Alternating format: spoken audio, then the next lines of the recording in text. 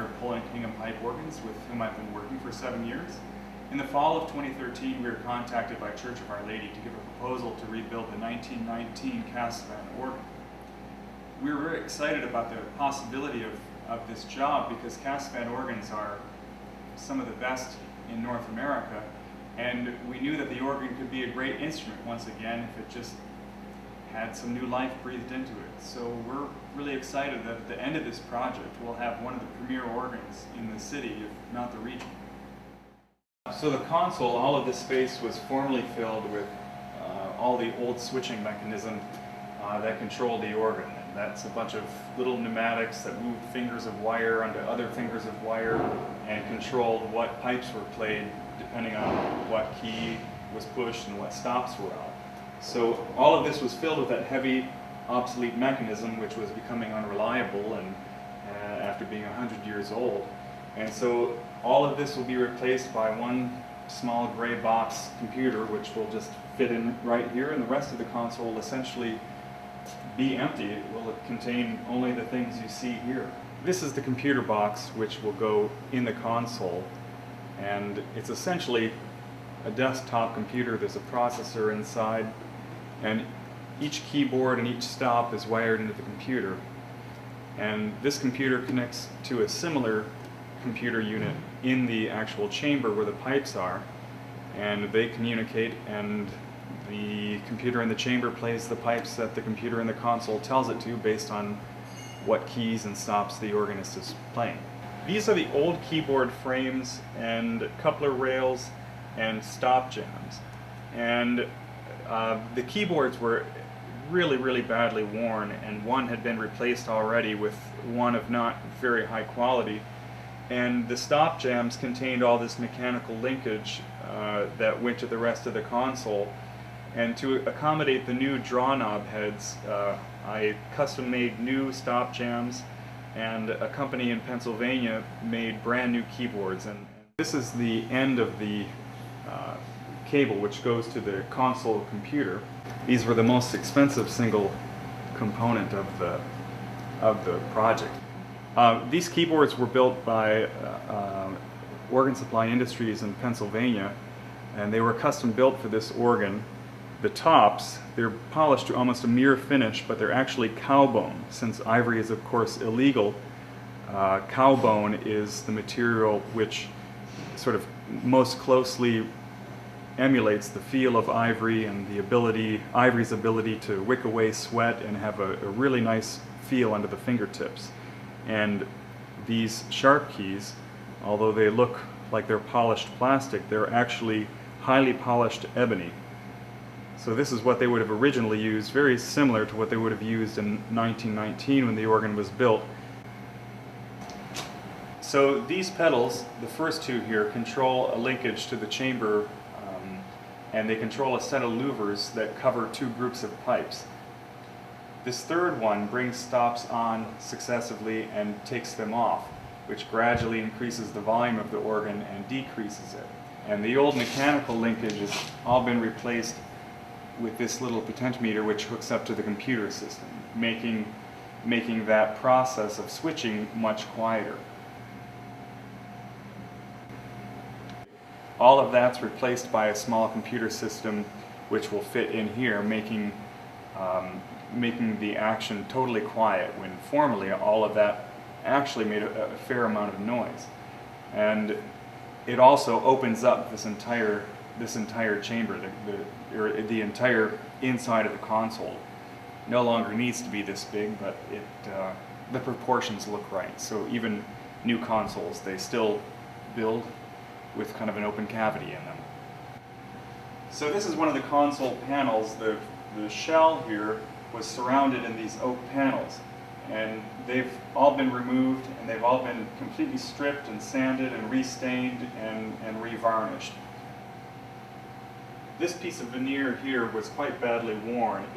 It was a place that the organist would sort of put his or her hand to sit down at the organ, and after 95 years of that, it was quite badly worn. So this was replaced and matched with these veneer panels as well. Here are most of the console panels that were removed stain and varnish was stripped off. They were sanded, restained, and revarnished. After 100 years, most of them were quite badly worn, and we were able to take most of the wear out, but it still has some character marks. So a fresh coat of stain and a little varnish really breathes new life into the console woodwork. So these are the pedal natural keys, and this is one of the pedal sharp keys. And they were all badly dished from where the organist's heel would play them. So the tops were all cut off, maybe half an inch or so were cut off, and new maple strips were glued on, and a new profile was formed on the top of the key. Additionally, where they're bushed in the front, the felt has been replaced to keep them from sort of rattling and clacking away as the organist plays. The sharp keys, the sharp heads themselves were actually made new. We made new sharp keys of walnut to replace the old plastic ones, the black plastic ones, which had been there before. The tops of many of the plastic ones were worn flat when they should have a nice round profile on the top. So we made new ones of wood, as many builders do nowadays.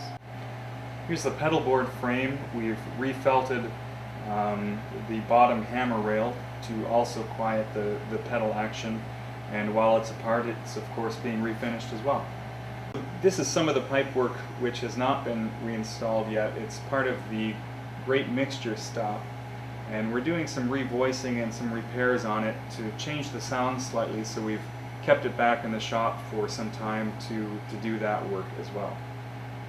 Many organs of this period would have had chimes, so we did locate a used set that we agreed to install as a part of this project to really complete the sound of an early teens North American organ.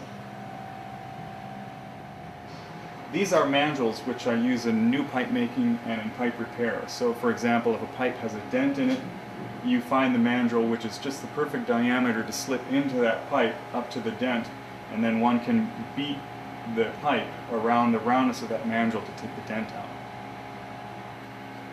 This is another machine I use in making new pipes and in pipe repair, and it trims the ends of pipes perfectly with this spinning blade. They lay in this trough and get cut at the top here.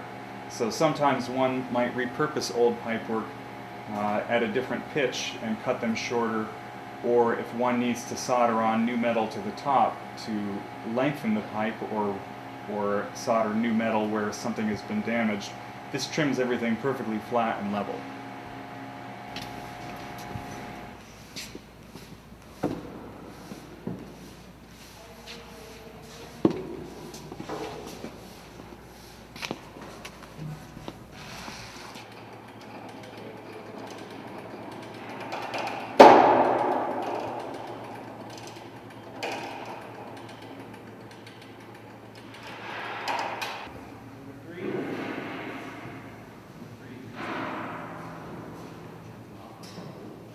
Not all of the pipes in the front row actually work. They are arrayed to be aesthetically pleasing to the eye.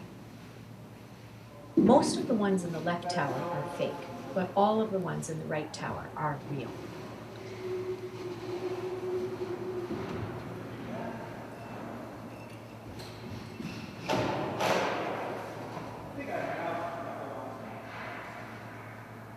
Okay, so we're going to do the same little song and dance routine for this one?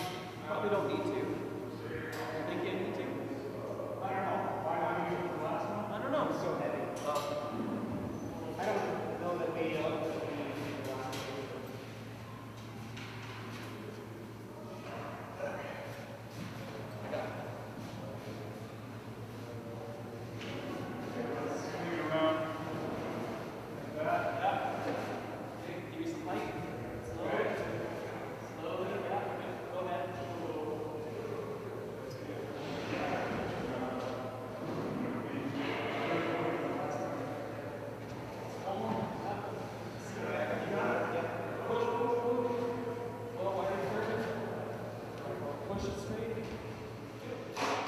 By combining the pedal open diapason 16 foot at unison and the pedal bourdon 16 foot at fifth, the principal 32-foot is produced. That's the kind of sound that rolls through your chest and shakes the windows. Now that the pipes are in place, they need to be reconnected to the console.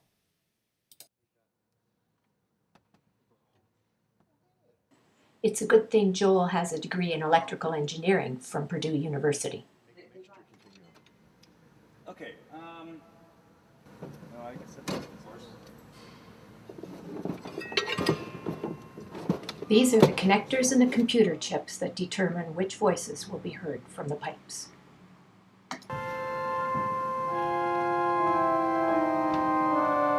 Joe mentioned there were some magnet issues. Pardon me? Joe mentioned there were some magnet issues. Yeah.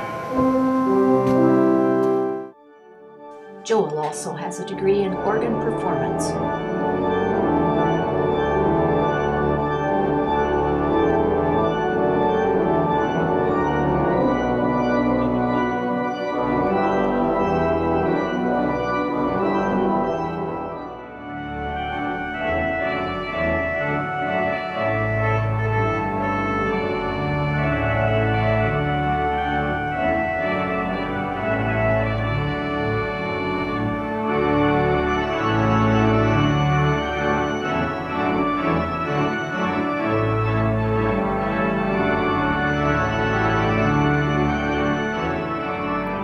While the great rose window over the organ pipes was being repaired, it seemed prudent to remove the pipe organ for repair at the same time. The windows in the nave, made in France and installed in 1908, were also repaired. These windows featured important events in the life of Our Lady Immaculate.